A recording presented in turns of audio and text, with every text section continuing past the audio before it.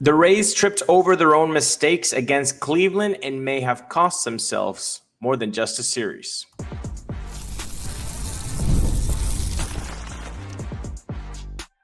You are Locked On Rays, your daily Tampa Bay Rays podcast. Part of the Locked On Podcast Network, your team every day. Welcome to the Locked On Rays podcast, part of the Locked On Podcast Network, your team every day. On behalf of Kevin Wise, I'm Ulises Sambrano, and we are Tampa Bay Rays fans who've been podcasting about the team since 2019. On today's show, the White Sox come calling, and a sweep is the only acceptable outcome. In a few minutes, we'll lay out why playoff math has stopped making sense for the Rays. But first, we dive into the weekend collapse that pushed the season to the brink, and we're going to talk about all of that thanks to Monarch Money. Take control of your finances with Monarch Money. Use code LOCKEDONMLB at monarchmoney.com for 50% off your first year. Tough weekend there for the Rays. Compounded mistakes made that series loss for the Rays, sank them. And you had multiple. And we're going to go through all the mistakes that I can remember. But if you don't think I mentioned one, please drop them down in the comments right now. Let's start with Seymour's outing on Friday. Started with an error. And after that, 5 runs come in that second inning. It's tough to put your team down on that type of hole so quickly. You want to then go to the base stealing mistakes on Saturday's game where you've got bases loaded.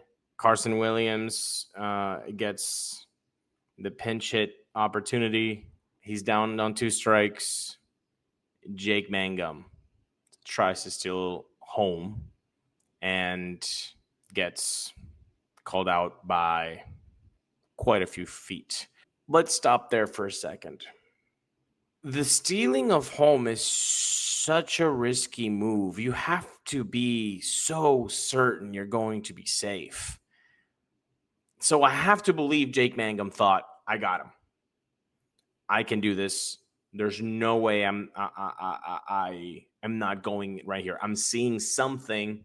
I'm seeing a long delivery. I'm seeing a long leg kick. I've timed him. I got him. I'm fast. Boom. But even with that, the situation with bases loaded, you got to let that play out, man. You got to let that play out. And you've got somebody at the plate who, although a rookie, has shown that he's got pop. And little did we know he would hit another home run this weekend. And now he has 2 in the season. Kind of a head scratcher there to go stealing home in that scenario. Makes you think bad things, right? Makes you think, look, we're not going to score here, so I might as well try to push the issue. We've seen that with aggressive base running that stems from usually that, right? Like, we got to make something happen. And as Rays fans, we are very familiar with that. It's not a new thing that we're seeing for the first time. We know how if you have dynamic players like that and the team isn't hitting, then they take it upon themselves to start a rally like that. It's just you already have a rally going. You've got bases loaded. So that was his head scratcher. But then even more so, Yandy Diaz then stealing second, trying to steal second with Brendan Lau at the plate. Brendan Lau, a guy that has a lot of pop, and Yandy knows that. That one I couldn't really get behind on because Yandy is not fleet of foot. I like Brandon Lau's chances there to do something. Even if it doesn't happen, I don't want to take his bat away like Yandy did there. And that's why, and this has been my stance for a long time, because if you guys remember when we talked about Chandler Simpson coming up and what the desired lineup would be, in my opinion, was never put Chandler in front of Brendan Lau. I don't want him to be anchored there because I don't want to take Brendan Lau's bat away from him. Give me Chandler in front of Yandy so that we can have some contact and Chandler won't feel like he can't move. Well, Yandy, then what are you doing there with B Lau? Even if it's a hit and run, it's just an ill-advised situation to run there with Yandy. I didn't like that. Let's move on to then later on, Pete Fairbanks facing Stephen Kwan. Why are you not walking Kwan there? Fairbanks is not having a good year regarding strikeouts. Kwan is a guy who likes making contact. Kwan is one of two everyday players, essentially, for the Cleveland Guardians. An all-star, him and Jose Ramirez, that's it. These are the guys you highlight on the lineup card. They're not going to beat me. So why did he beat you? You had the chance to not have him beat you. So that one for me is a Kevin Crash moment because just give the baton to somebody else. Don't let that guy. He's an all-star. Let the other guys that are not him get you in trouble. You know, make them earn it from their least likable or least probable hitters to do some damage there. Didn't like that maneuvering of the lineup there. Then you go on to Sunday and, 2-1 ball game at the end. Chandler didn't seem to play that ball well off the carom with that triple there with Ramirez. It's a shame. Just a lot of mistakes of their own that sank them this weekend. That really is. You had that Cleveland series loss because of the many mistakes that you made. It's not like Cleveland was hitting the heck out of you. I mean, I think teams only scored more than 4 runs once. So it's a low-scoring weekend, and these mistakes are going to get you in trouble in those sort of series. And also, you're losing by 1 run in the 9th. Why is Big Bob Seymour not making an appearance there for Everson Pereira? You're going against Kate Smith. Kate Smith has been having a good season.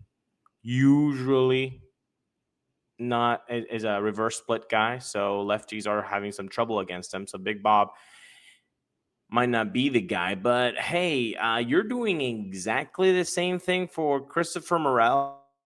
Christopher Morel get that treatment and not Big Bob. I would like to say Big Bob in the 9th there.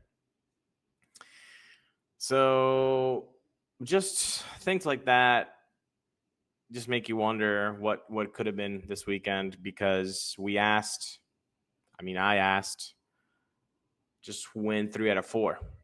Not just win, because just win 3 out of 4, but if you win 3 out of 4, we're all back in, baby.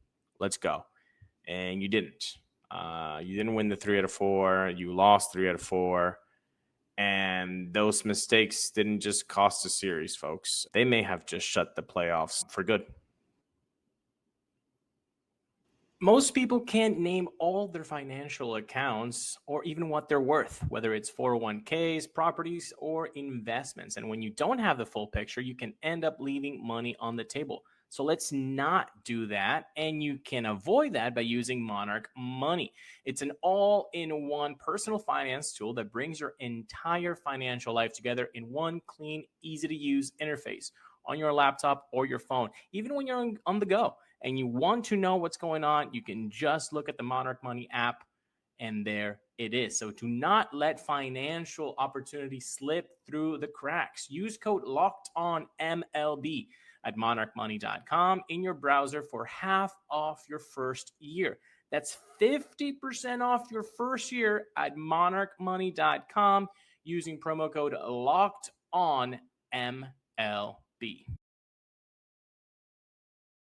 Thank you for listening to Locked On Rays, part of the Locked On Podcast Network, your team every day. Mathematics aside, the Rays are not going to the playoffs this year.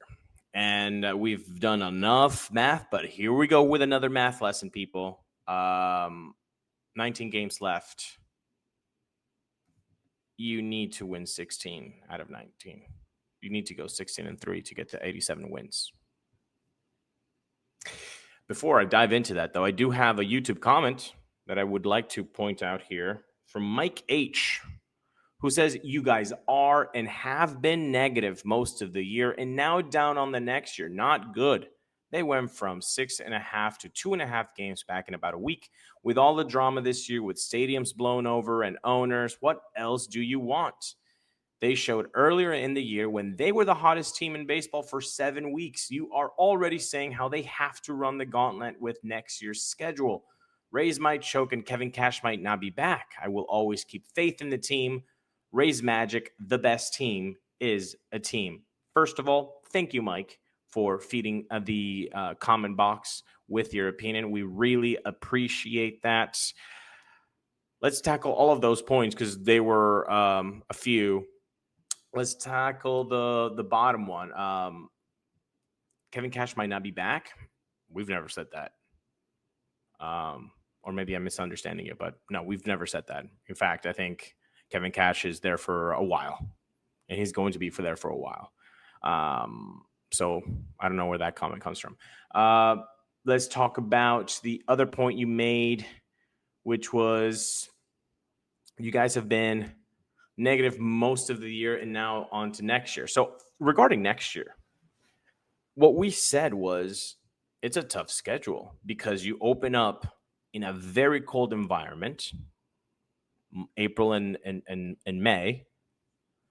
And then on August and September, you have a grueling West Coast trip, come back for tough division rivals. And then in September, you have basically all playoff contenders from this year in September. There's no break. So that's what we meant. It's going to be a very tough schedule for the Rays next year. Not that they can't do it, but that it is going to be tough. That's what we said. And as for the third part of down on this year, when they showed earlier that they were the hottest baseball team for 7 weeks, go look back at what we were saying late May and most of June. This team was good. They were playing really good baseball. We were celebrating that. We were already talking playoffs on this podcast. What we can't do, Kevin and I, and we've said this from the beginning of doing this podcast, we have a chance here on this platform to not be held to dressing up what is bad or propping up what is good to great. We have a chance on this platform to tell it like it is. So if the Rays do something really awesome, we're going to highlight it and we're going to say, this is awesome. If the Rays are doing something bad, we're going to say, this is bad and this should not keep going. And how do we get this to turn it around? And that's what we've always done in this podcast. And I think people appreciate that. I think most people appreciate that because every other outlet, it's like that dog in the fire room saying that everything is fine. And we can't do that, right? We can't just see things crumbling down and just still pretending that it's okay. There are others that want to do that, and that's fine. But we're not going to do that. We can't do that because when we didn't have this platform, we disliked that very much. When you see a game that's 12-0, and then you turn on whatever you're turning on and listening to whoever is talking, and they're saying, well, but that was good though. You did really see some good stuff there in that one at bat. Nah, bro, come on. Don't gaslight me. Okay? I've seen enough baseball. Don't gaslight me. So, Mike, thank you, but I have to disagree, man. I don't think we're negative. I think we are more fine with being realistic than optimistic. I'll leave it at that. And to support my argument, I will tell you the Rays now have again a 2.2% chance of making the playoffs. Not quite high, right? 19 games left. They need 16 out of those 19s to be W's to get to 87 wins to get a playoff spot. Possible? Sure. Probable? Heck no. And guess what? Like, if you want to now focus on what's been good about the season, we can definitely do that. And we've been wanting to do that. Is this team more fun than 2024? Yes. Is this team giving us more high peaks than 2024? Yes. 1,000%. That 25-9 run was really fun. That 7-game winning streak, that was really fun. And then you've got the really awesome highlights from specific players and what they've done this season. Chandler Simpson, so much fun to watch his progression this year as a rookie. Jake Mangum, tremendous addition to a team that didn't know they needed Jake Mangum. Fantastic. You've got Pepio giving that forward step in the rotation. You feel good about Ryan Pepio when he's on the mound now. Tremendous 2025. Rasmussen, a very well-deserved all-star recognition for him. Bilao and Yandy staying healthy and producing almost to career highs. That's been awesome. And of course, you got Junior Caminero just doing things that you have never seen before from a 21, 22-year-old. It's been great. So there have been highlights in 2025, and we've definitely done that. But Mike, what I'm not going to do, and I think I can speak for Kevin here, is that we're not just going to just put a lipstick on a pig. We're not going to do that. We've never done that. And I think if we start ever doing that,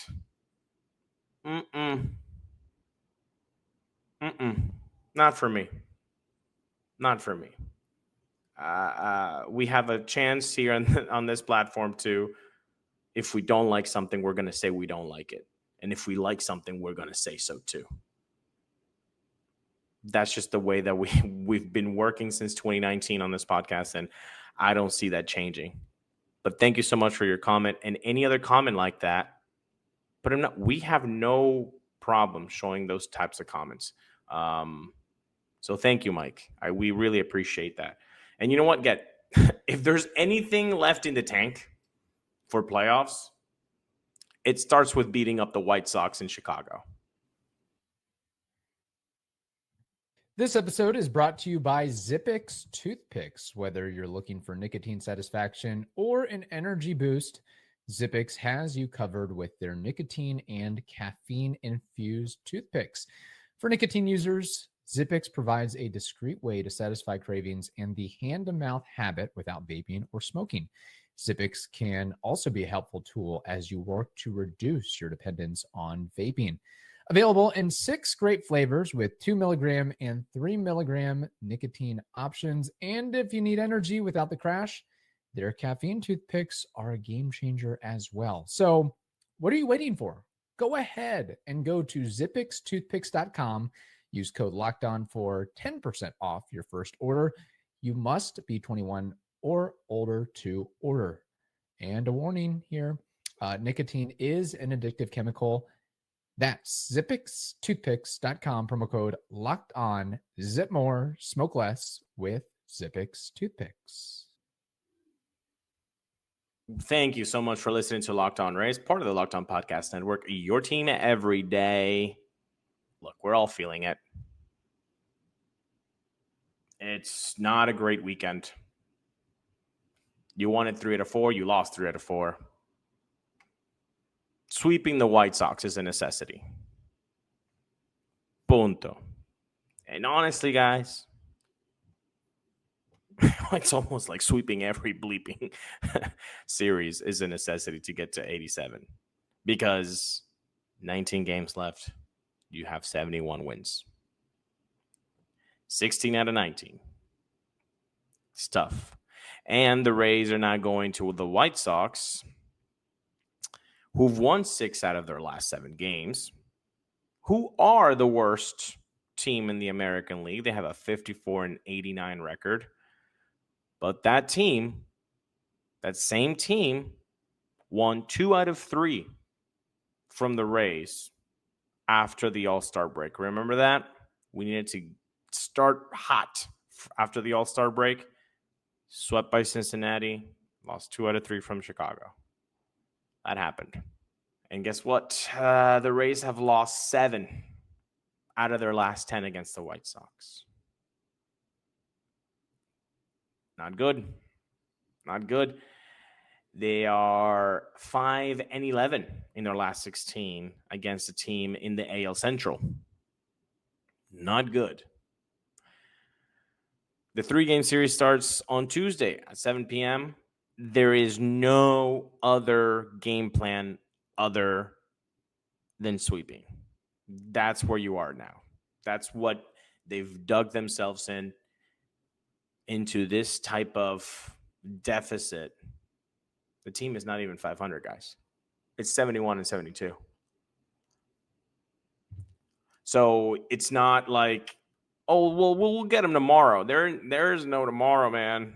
You could have said that in July when the bullpen implosions were happening. Yeah, we had much baseball after that, but not now. No, now it's go time. And not only do you have to go 16-3, but it's hoping that the 4 teams that are in front of you don't go in a little run themselves. And even if they don't go on a run, they just have to go 500 and they get there. So you have to hope 4 teams crumble. You have to hope the Rays play ball like they haven't shown you in 140 games for them to make that miraculous run to the playoffs. If I want to be a little bit like Mike, I'll say that's possible. But if I want to be realistic, I'll say that's not probable. It's not probable. But ultimately, like we've said during this 7-game winning streak, you're a lucky baseball fan if at the end of the season, if in September you have meaningful games. And they gave us that. Ultimately, they gave us that with that 7-game winning streak. That's all you can hope for. So if you want to keep giving us meaningful games, sweeping the White Sox is a necessity. It's the worst team in the American League. If you didn't do it at home, it's going to be a little bit tougher away from home, but you got to do it. That's where you are right now. So it's been a letdown this weekend. You know, I think you've noticed it from my demeanor that it wasn't that fun. I went to the game on Saturday. Just couldn't get that W.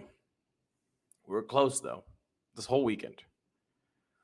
But close, unfortunately, doesn't do it to get you into the playoffs.